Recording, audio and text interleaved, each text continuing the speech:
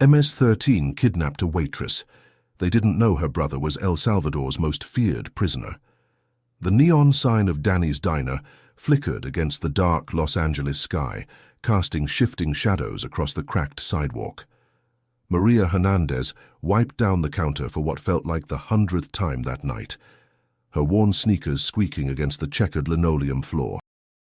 At 24, she had been working double shifts at the diner for 3 years, sending most of her earnings back to her mother in El Salvador. The late-night customers were always the same: tired truckers, insomniacs seeking coffee, and occasionally groups of young men whose tattoos told stories she preferred not to read. That Tuesday night started like any other. The clock showed 11:47 p.m. when the bell above the door chimed. Maria looked up from refilling the salt shakers to see 4 men enter. Their faces were hard, decorated with intricate ink that crawled up their necks and across their shaved heads. The number 13 appeared repeatedly in their tattoos. MS-13. Everyone in the neighborhood knew to keep their distance. If you're enjoying this story, please subscribe and leave a comment telling us where you're watching from. Now, let's continue. "Coffee," the tallest one said, sliding into a booth. His companions followed, their eyes scanning the nearly empty diner. Only old Mr. Peterson remained, nodding off in his usual corner booth, oblivious to the tension that had just walked through the door. Maria's hands trembled slightly as she poured 4 cups of black coffee, her mind racing through possibilities of how this night might end. She had heard the stories. Everyone had. MS-13 controlled 3 blocks of this neighborhood, and they didn't tolerate disrespect or interference. She brought the coffee to their table, keeping her eyes down just as her mother had taught her. "Anything else?" she asked softly. The tall one, who seemed to be the leader, looked her up and down with an unsettling intensity. "What's your name?" he asked in Spanish. "Maria," she replied, her voice barely above a whisper. "Maria Hernandez." Something shifted in his expression. He exchanged glances with his companions, and a slow, cruel smile spread across his face. "Hernandez from El Salvador?" he pressed. Maria nodded, confused by the sudden interest. She didn't understand why her last name mattered, why these men suddenly seemed so focused on her. "My family is from San Salvador," she admitted, wanting nothing more than for them to drink their coffee and leave. The leader stood up abruptly, and before Maria could react, he grabbed her wrist. "You're coming with us," he said firmly. Terror seized her as she tried to pull away, but his grip was iron. The other 3 men rose simultaneously, blocking any escape route. Mr. Peterson jolted awake at the commotion, his elderly eyes wide with fear, but he was powerless to help. One of the gang members pointed at him. "You didn't see anything, old man. Understand?" They dragged Maria through the back door into the alley where a black SUV waited, engine running. She screamed, fighting against their hold, but a hand clamped over her mouth. Within seconds, she was thrown into the back seat, sandwiched between 2 men who reeked of cigarettes and cheap cologne. A cloth bag was pulled over her head, plunging her world into darkness. The SUV lurched forward, and Maria's last thought before panic completely overwhelmed her was of her mother, waiting for this month's money transfer that would never come.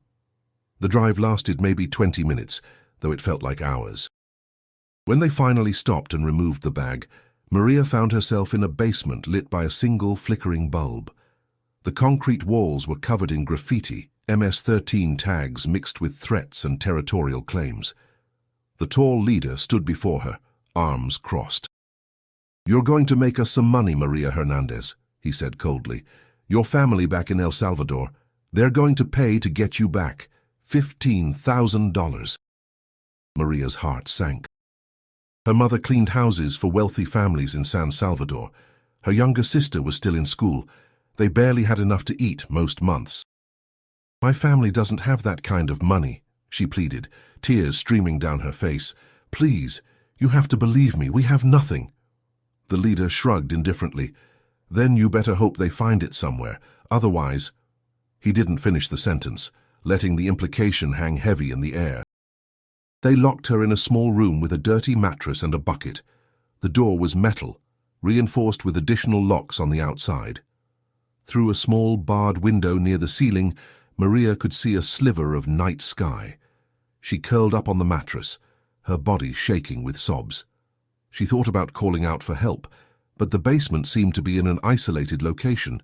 No one would hear her screams. The next morning, one of her captors, a younger member with "Loco" tattooed across his forehead, brought her a bottle of water and a stale sandwich. "Your family has 48 hours, he said flatly.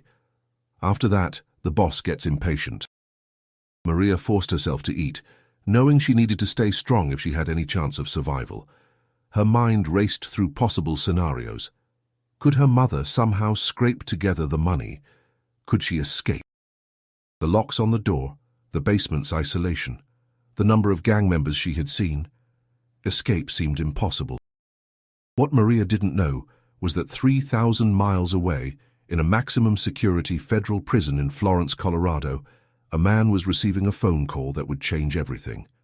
Carlos Hernandez, prisoner number 84729-054, sat in the visitation room across from his lawyer, Eduardo Mendez. The conversation started routinely, discussion of an appeal, movement on his case, but then Eduardo's expression darkened. "Carlos, I received disturbing news from your mother," he said carefully. "Maria has been kidnapped." Carlos's jaw tightened, his hands clenching into fists beneath the table. In his 40 years of life, he had built a reputation that made strong men afraid to speak his name. Before his arrest 5 years ago, Carlos Hernandez had controlled the largest criminal organization in El Salvador. The Salvadoran police called him El Fantasma, the ghost, because he operated in shadows, unseen but felt everywhere. His network stretched from Central America to Los Angeles, dealing in everything from weapons to protection. But his real power came from his brutality. Stories of what happened to those who crossed him were whispered in cantinas across 3 countries. "Who took her?" Carlos asked, his voice deadly calm. Eduardo hesitated before answering. "MS-13. They're demanding $15,000. A strange sound emerged from Carlos, something between a laugh and a growl. MS-13. The young punks who had broken away from the Salvadoran prison gangs, who thought their tattoos and violence made them untouchable. They had no idea what they had done. "Where is she?" Carlos demanded. Eduardo provided what details he had. Los Angeles, the diner, the approximate timing. Carlos stood, signaling the end of the meeting. "Tell my mother not to worry," he said, his voice carrying a certainty that made Eduardo nervous. "Maria will be home within 3 days. Eduardo wanted to ask how a man locked in a supermax prison could make such a promise, but he had known Carlos long enough to understand. Even behind bars, El Fantasma had reach. His network hadn't crumbled with his arrest. It had merely adapted, operating through intermediaries and loyal soldiers who owed him their lives or their fortunes. Back in his cell, Carlos sat on his bunk, staring at the concrete wall. The other inmates gave him space. They always did. His reputation had followed him into prison. Even here, protected by the most advanced security systems in America, Carlos Hernandez commanded respect. The guards watched him carefully, knowing that despite his model behavior, something dangerous lurked beneath the surface. Now that danger was awakening. He had protected Maria her entire life. When gang violence consumed San Salvador, he had sent her to America with their mother, paying for safe passage and setting them up in Los Angeles. He had made it clear through his network that his family was untouchable. Apparently, MS-13 either hadn't received the message or had chosen to ignore it. They would learn the consequences of that mistake. Carlos spent the afternoon making calls, 3 phone calls to be precise, the maximum allowed. The first was to his mother, reassuring her with a calmness that only increased her worry. The second was to Eduardo, providing specific instructions that the lawyer didn't question. The third call went to a number that rang in a warehouse in the industrial district of Los Angeles, answered by a man named Victor. Victor had served under Carlos for 15 years, acting as his eyes and ears in Southern California. He was in his 50s, scarred and weathered, but sharp as ever. "Patron," Victor said, recognizing the prison number on his phone. "MS-13 has taken Maria," Carlos said without preamble. There was a long silence on the other end. Victor understood immediately the magnitude of this mistake. "I'll handle it," he said simply. "No," Carlos corrected. "You'll find her, then you'll wait for my signal. I want them to understand who they've crossed before they die." Within hours, Victor's network was activated. The Salvadoran community in Los Angeles was vast and interconnected. People talked. Information flowed. By evening, Victor had narrowed down the location to 3 possible MS-13 safe houses. By midnight, he had confirmation. Maria was being held in a basement in South Central, guarded by 6 gang members. Victor positioned his men around the building, watching, waiting for Carlos's command. Meanwhile, the leader of Maria's captors, whose street name was Diablo, was growing frustrated. The girl's mother claimed she couldn't raise the money. Diablo had sent photos of Maria, bruised but alive, to pressure the family. Still nothing. He paced the basement, smoking cigarette after cigarette. "Maybe we grabbed the wrong girl," Loco suggested. "Her family is broke." Diablo shook his head. "Salvadorans always have money hidden somewhere. They just need more motivation." What Diablo didn't know was that word of the kidnapping had spread through the criminal underworld. Old-timers who remembered El Fantasma's reign were making phone calls, warning anyone who would listen. MS-13, being relatively young and arrogant, dismissed these warnings as superstition. Carlos Hernandez was locked up in Colorado, they reasoned. What could he possibly do from a supermax prison cell? They were about to find out. On the second day of Maria's captivity, strange things began happening. One of the MS-13 lookouts was found unconscious in an alley, his phone missing. Another received a text message with just one word: Hernandez. That afternoon, Diablo's lieutenant, a man called Smiley, was approached at a gas station by an older Latino man. "Release the girl," the man said calmly. "Or what?"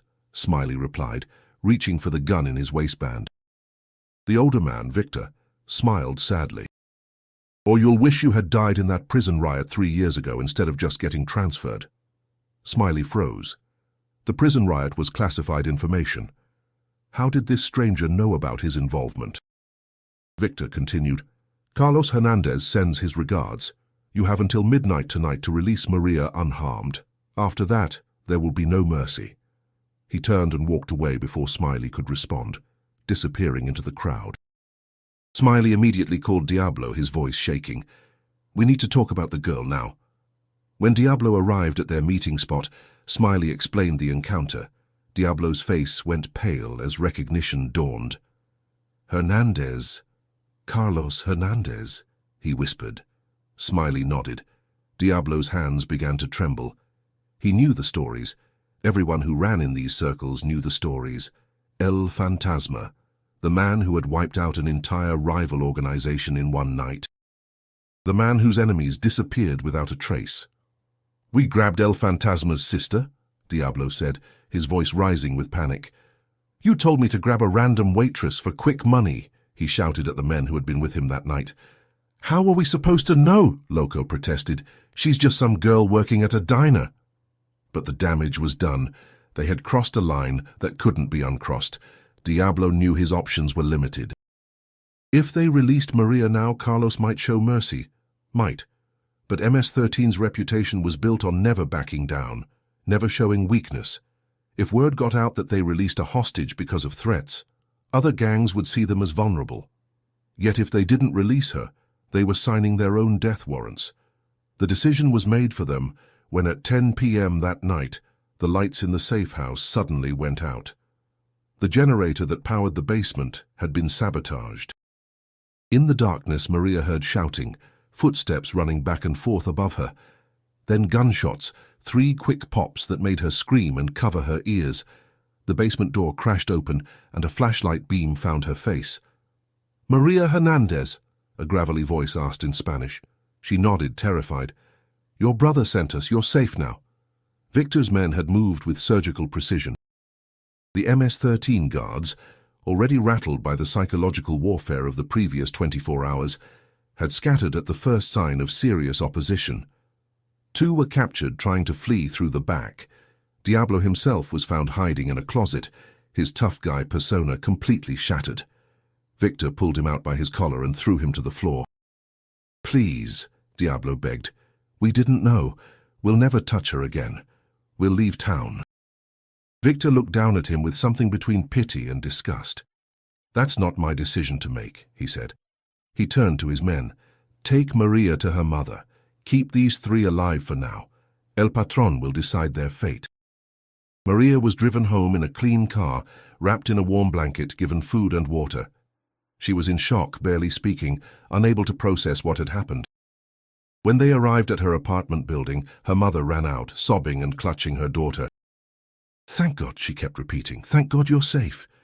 But Maria's mind was reeling with questions. Who were these men? How had they found her so quickly? And then her mother said something that changed everything. "Your brother saved you." "My brother?" Maria said, confused. "I don't have a brother." Her mother's face crumpled with old pain. "Sit down, mija. There's something I should have told you long ago." The story came out in fragments. Carlos Hernandez wasn't just any criminal. He was Maria's half-brother, 12 years older from their mother's first marriage.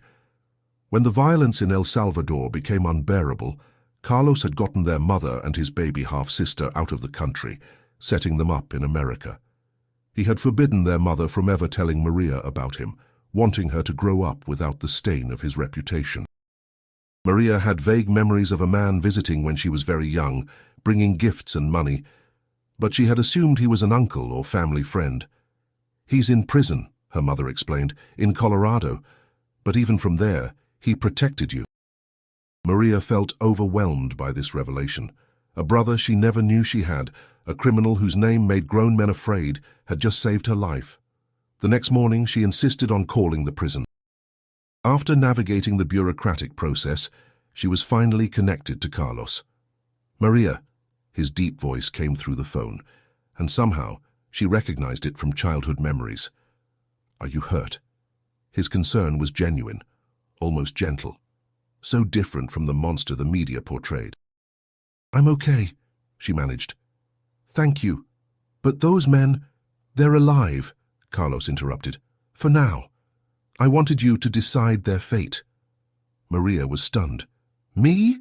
Decide?" Carlos explained his philosophy, forged through decades in the criminal underworld. Mercy or justice. The victim should choose. They terrorized you for 2 days. What happens to them is your decision. Maria thought about Diablo's cruel smile, about the fear that had consumed her in that basement. Part of her wanted revenge, but a larger part, the part that had been shaped by her mother's teachings and her own gentle nature, couldn't bear the thought of more violence. "Let them go," she said finally, "but tell them if they ever come near me or my family again." "They won't," Carlos assured her. "They'll be leaving Los Angeles tonight. I've made sure every gang in the city knows what happens to those who touch our family." There was a pause, heavy with unspoken emotions. "I'm sorry I wasn't there for you growing up," he added softly. "I thought keeping my distance would keep you safe." "You saved my life," Maria replied. "That's what brothers do." After the call ended, Carlos sat in his cell feeling something he hadn't experienced in years: contentment. Maria was safe.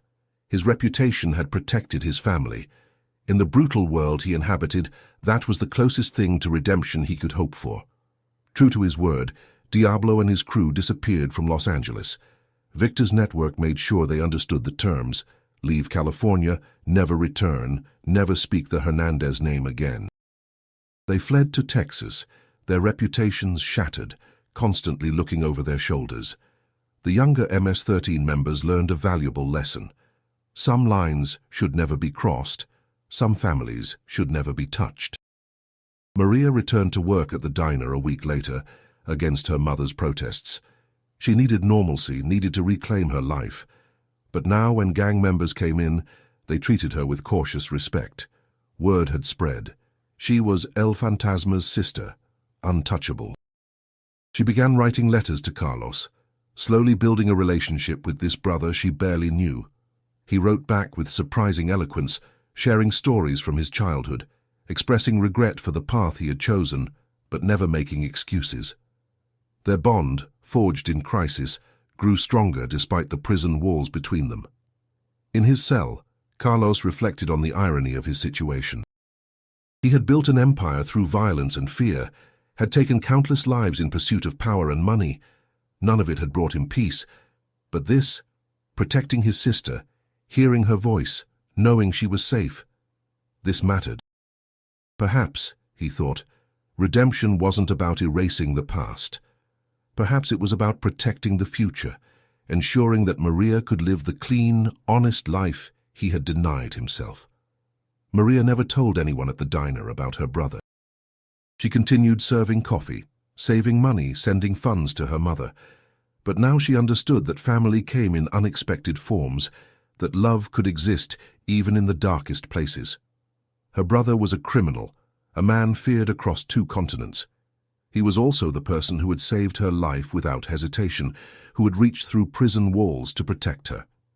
The MS-13 gang never recovered from the incident.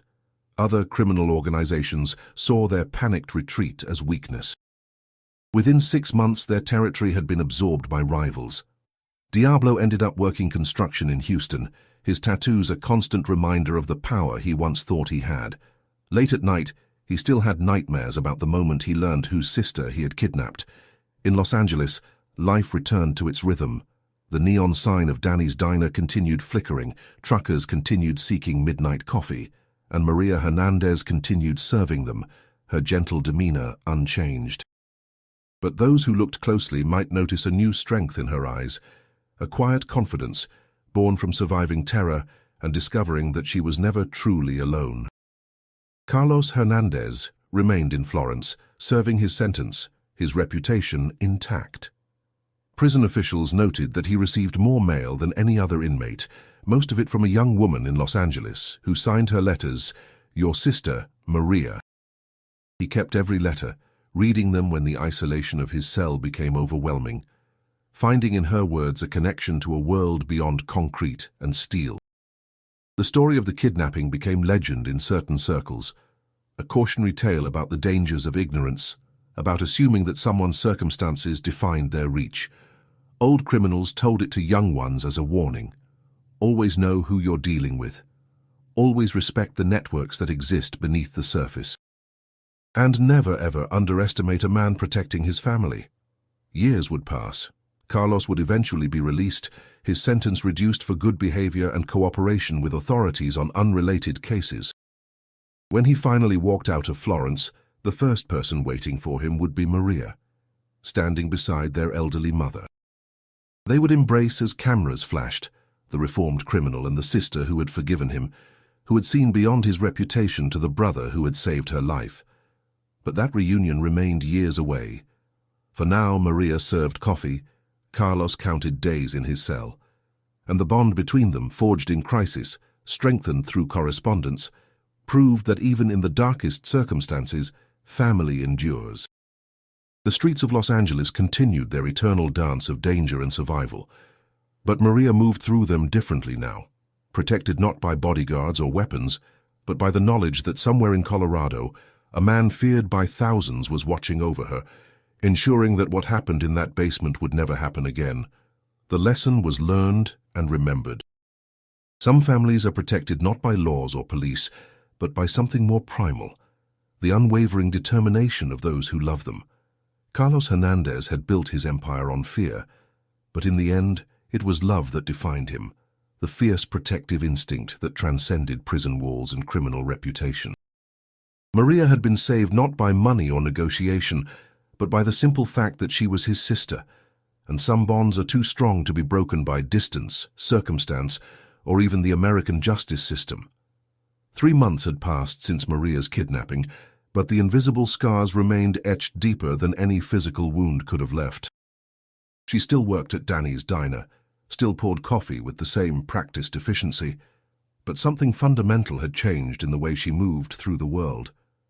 The therapist her mother insisted she see called it hypervigilance, that constant state of alert, the way her eyes tracked every person who entered through the door, the way her body tensed when unfamiliar cars lingered too long outside.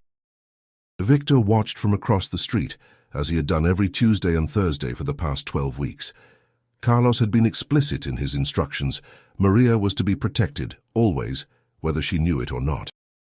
The older man sipped his coffee from a paper cup, his weathered face impassive as he observed the diner's evening rhythm. Two of his men were positioned at different points along the block, invisible to casual observers but ready to move at a moment's notice. Inside the prison walls of Florence, Carlos maintained his routine with the same military precision that had defined his criminal empire. Morning exercise, work detail, afternoon in the yard, evening in his cell, reading Maria's letters. But beneath the surface calm, his network remained active, his influence undiminished by concrete and steel. The prison guards who monitored his calls noted that he rarely used his full allotment anymore. 3 carefully placed conversations per week were sufficient to run an organization built on loyalty and fear. The ripple effects of Maria's rescue had transformed the criminal landscape of south-central Los Angeles. MS-13's territory had contracted by nearly 40%, absorbed by rivals who sensed weakness and capitalized ruthlessly.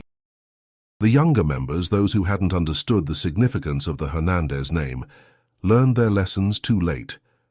3 of the original kidnappers had fled to Houston as promised, but the gang's reputation had been irreparably damaged. In the brutal calculus of street gangs, perception was reality, and MS-13 was now perceived as vulnerable.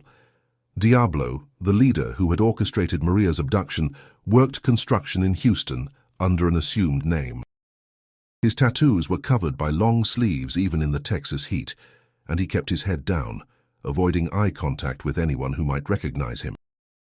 At night, he still dreamed of that moment when Victor's men had found him hiding in the closet, the absolute certainty that he was about to die. He had been given a gift, his life, and he understood that gift came with conditions he would honor until his last breath. In Los Angeles, a young MS-13 prospect named Miguel learned about the kidnapping during his initiation. The older members used it as a cautionary tale, a reminder that the streets had rules even chaos had to respect. "You don't touch family," his sponsor explained, showing him grainy photographs of Maria outside the diner. "Especially not El Fantasma's family. That man reached through prison walls and crushed 6 men without leaving Colorado. Remember that before you think you're untouchable." Maria's relationship with Carlos deepened through weekly phone calls and daily letters. She learned about his childhood in San Salvador, about the choices that seemed inevitable when violence was the only language spoken in the streets.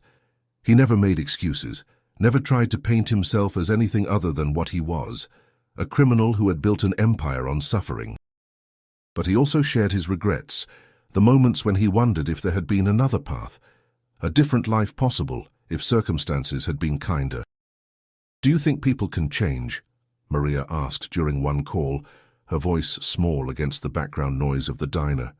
Carlos was silent for a long moment, weighing his words carefully. "I think people can stop doing harm," he finally replied. "Whether that's the same as change, I don't know.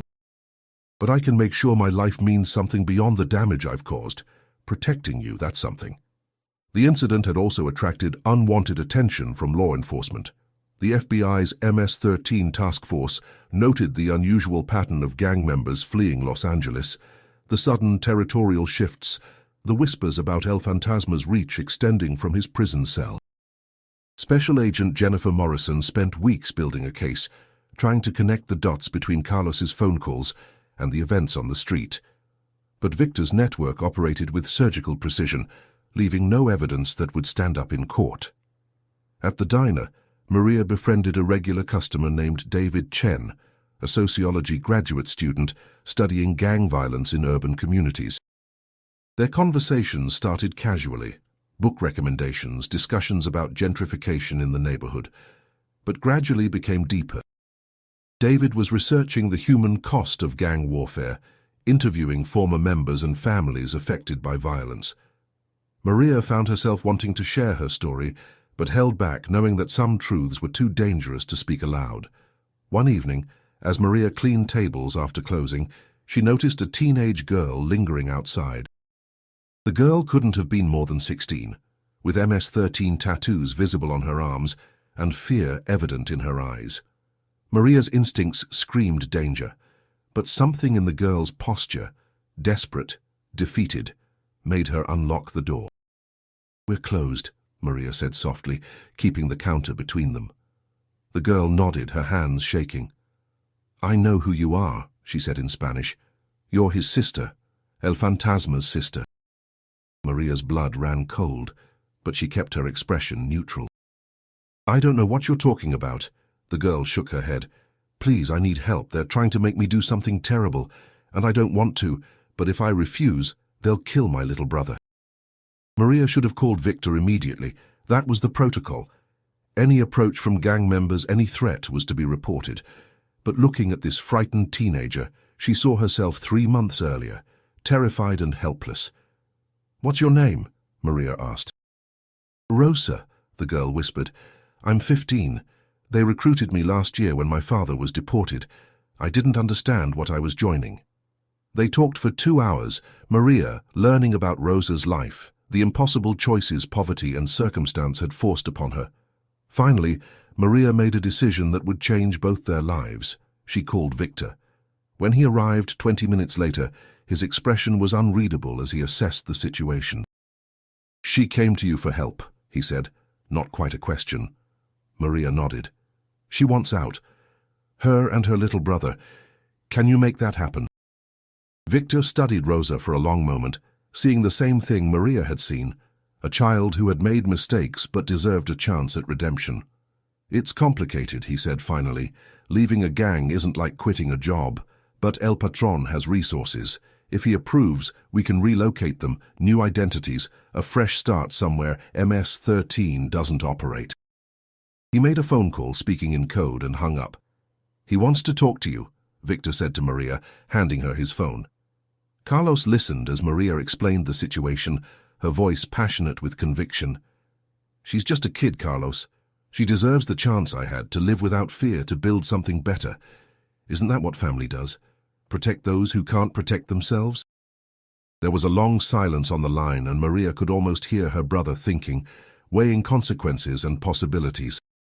"Put Victor back on," Carlos said finally. The 2 men spoke briefly in clipped sentences, and then Victor nodded. "It's done," he told Rosa. "You and your brother will be in Arizona by tomorrow night. New names, new lives. But if you ever contact your old gang, if you ever slip back into that life, the protection ends. Understand?" Rosa nodded, tears streaming down her face. "Thank you," she whispered. "Thank you so much." After Rosa left with one of Victor's men to collect her brother, Maria felt something she hadn't experienced since the kidnapping: hope. Not just for herself, but for the possibility that trauma could be transformed into purpose, that her brother's criminal network could be used for something resembling good. It wasn't redemption exactly, but it was something. That night, Maria wrote Carlos a letter describing what had happened, trying to articulate the complex emotions swirling through her. She wrote about Rosa's fear and courage, about the responsibility they now carried for this girl's future, about the strange alchemy that had turned her own victimization into someone else's salvation. "Maybe this is how we make meaning from suffering," she wrote, "by ensuring others don't have to endure what we endured." Carlos read the letter in his cell 3 days later, and for the first time in years, he allowed himself to cry. Not from sadness, but from the recognition that his sister had found a purpose that transcended her trauma, and that somehow, impossibly, she had shown him a path towards something like redemption. He couldn't undo the violence of his past, couldn't resurrect the dead or heal the families he had destroyed. But he could use the power he had built to protect the vulnerable, to offer escape routes for those trapped in the same cycle that had consumed his youth. He began making plans, quiet conversations with Victor about identifying others who wanted out of gang life, about creating a network that moved people from danger to safety. It would operate in shadows, funded by criminal enterprises but serving humanitarian ends. A paradox he would have laughed at in his younger years, but now embraced with solemn purpose. Maria returned to her routine at the diner, but now with renewed purpose. She became known among certain populations as someone who could be trusted, someone who might offer help to those desperate enough to seek it. Victor's protective surveillance continued. But now Maria was an active participant in her own security, trained in awareness and precaution. She had transformed from victim to survivor to something more, an agent of change operating in the margins where law enforcement couldn't reach. The streets of Los Angeles continued their eternal dance of violence and survival, but in small, almost invisible ways, the pattern was shifting. One life at a time, one desperate teenager at a time, Maria and Carlos were creating something unprecedented, an underground railroad for gang members seeking redemption, funded by criminal profits, but motivated by something approaching grace.